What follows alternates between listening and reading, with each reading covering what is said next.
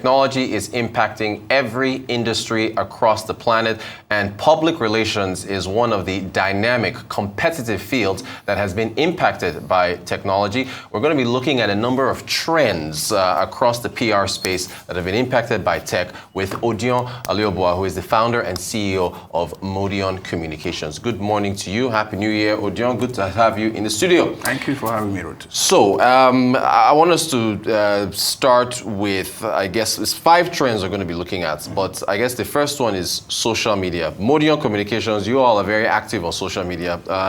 Monitoring social media, can you tell us how that how technology is, impacting your field in that regard? Okay. So, PR, the end game of PR is goodwill. And the vehicle for delivering goodwill is reputation management. And it is also a risk. I mean, your reputation is as good as your image, right? Yeah. In those days before Internet of Things and social media took root, we relied on newspapers to play up our reputation and also to manage the damage. So it was easy. I could go to a newspaper, give them a business so that if anything happens to my brand, I could have a soft landing. But with social media and Internet of Things, I have more than half the world population on social media at every second. I can't have a deal with them.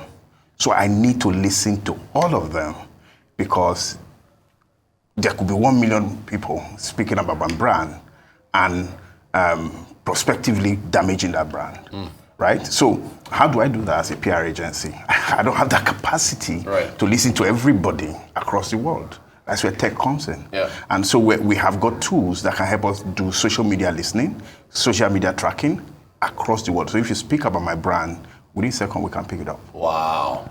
See, that is incredible stuff. All right, so still kind of on the matter of social media, now on influencers, tapping into influencers. Can you tell us how they come into the picture with tech and with PR as well? Okay, I'll liken influencers as the power of a sword. Yeah.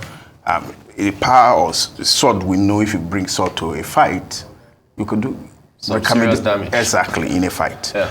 And so, but if you give me a sword, yes, I can do a remarkable damage to you in that fight. But if a sword in the hand of a samurai is clearly going to be fatal. Yeah. So using influencers as such, you need to still bring some samurai skill to ensuring that you're impactful.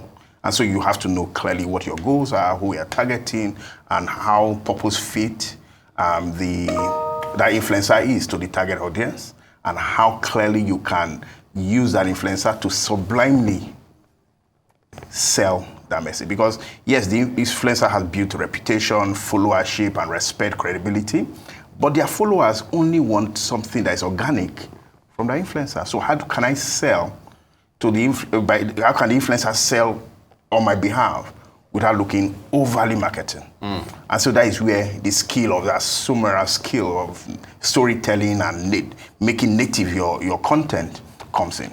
There's on the flip side of this, we've seen, particularly with certain financial instruments that may not be in the best interest of users, being promoted by influencers. And then there's a story, we hear, okay, these influencers, are they not supposed to be well educated on these matters? How important is it for the influencer to have proper knowledge of what it is that they are putting out there to their followers? That is not the fault of the influencer, it's the fault of the agency. For picking the wrong person? For picking the wrong influencer. Yeah. If I'm going to sell beauty products, I'll go to the Kardashians. Right. Imagine... It'll cost you a lot of money. I agree, but imagine doing public offering and using Kardashians. Using the Kardashians. Come on now. So you have to be intentional about it and understand clearly where the strength lies. And where that influence really is hinged. Okay. Now I want to talk to you about tracking performance results. You're a data guy. You're always using a lot of metrics and so on and so forth. As far as how has tech helped this, how important is it to track that whatever it is you're doing is having an impact? believe me, what tech has done for PR is that it's elevated the importance of that PR and brought our conversation to the boardroom. Because let's use email marketing. Okay. Right now, with email marketing, I can actually pinpoint exactly who saw my email, one, who opened it, two, how long you stayed on each page, which of the story performed best, who shared it, where they shared it to, what else they did with it. That power of insight is so relevant in creating the next follow-up content. It's so relevant in creating follow-up leads. It's so relevant in planning marketing. It's so relevant in crafting strategy. It's so relevant in building crisis communication mitigation tools. Before, we were using rule of the thumb, but this, you can almost measure real time.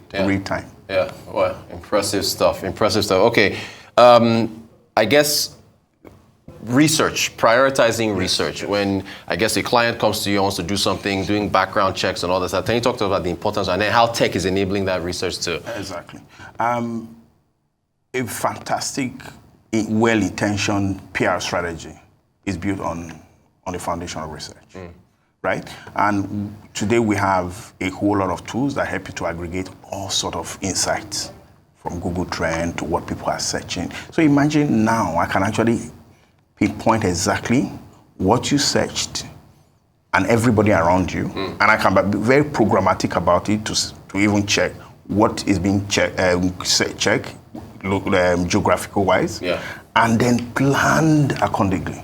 And it gets even more deep, right? So I can get all sort of research, secondary data, so to speak, by just looking at some aggregating platform that gives me those data, and they are quite accurate that I can use. Yeah. Now, you started off with the reputation management, but I guess the fifth trend is valuing online reputation. It's a lot of people say Twitter is not real life and social media, but it seems like it's important to monitor an online reputation as it is for offline as well. What do you say to that? How tech is there? I believe that tech and Internet of Things actually elevated reputational risk to boardroom discussion. Yes, it was there, but it wasn't ranked alongside financial risk, legal risk, security risk, as it is now, because you know that within 2 seconds, your target can actually cancel the brand and get you into serious financial problem. And so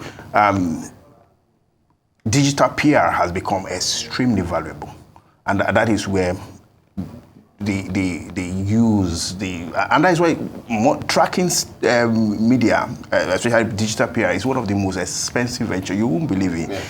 A very strong ERM package can cost you about $10,000 a year. Wow. Yes, for you to track everything around your brand.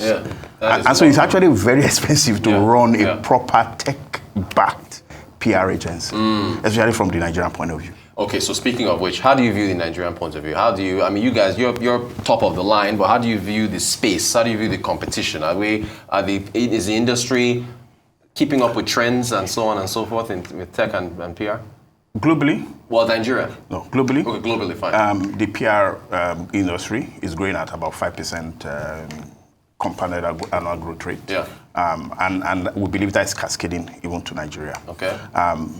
There is no PR offering right now that isn't embracing tech one way or the other. If you aren't, then it's either you are out of the party, you are not near what is real, and then your clients actually are not connected to Internet of Things. So it's not possible. So yes, Nigerians are connected to that, but the industry on its own is a lot of conversations to have, right? Free entry, and there's a bit of convoluted conversation about who is really competing. But yes, the space is very competitive. There are new entrants and young people who are using tech and understand how internet works and how you can use tools to better target and be programmatic about your messaging. Is it who's more sophisticated in between clients? Public, private sector, or public? Is it healthy to have both public and private sector, or are you just focused on the private side? And how are they in tune with, when you call to them and say, listen, you need to have all these analytics and you need to do this, are they receptive to that between public and private? One moment, I think that your question is a trick question. I don't want to put you in trouble. But it's also a very intelligent question. Yeah. And so I'll take the question. Yeah. Definitely, in terms of innovation, Nigerian private sector leads. Okay. No doubt about that. Yeah. But there are public sector and sub-national in Nigeria that clearly are future-looking. And I will say this without any thinking of politics. Yeah. Lagos State stand it's ahead. Clearly. I've worked with the government at the level of governor's office, and I've worked with how many ministries, and you could see clearly how much they embrace. And what this very moment as we speak, we're actually dealing with messaging, where we can use WhatsApp to propagate messaging to ensure that a certain internal policy is well followed. Got you. Streamlined through so they're not thinking of just memos now. They're looking and say, okay, you know what, everybody is in WhatsApp group. How can we make sure that we leverage that and ensure that the message syncs? And for that, it's a government institution, and they're thinking at that level. That's brilliant.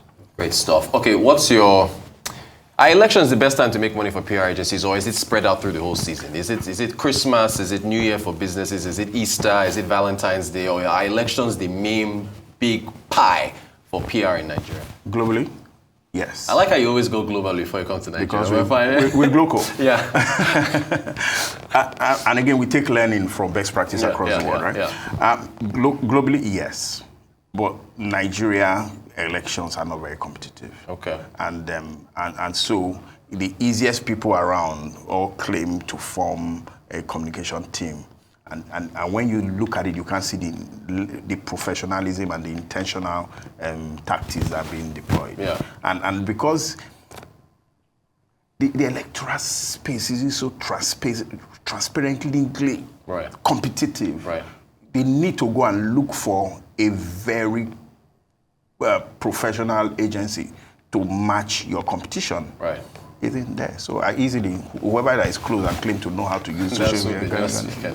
All right, what's your 2024?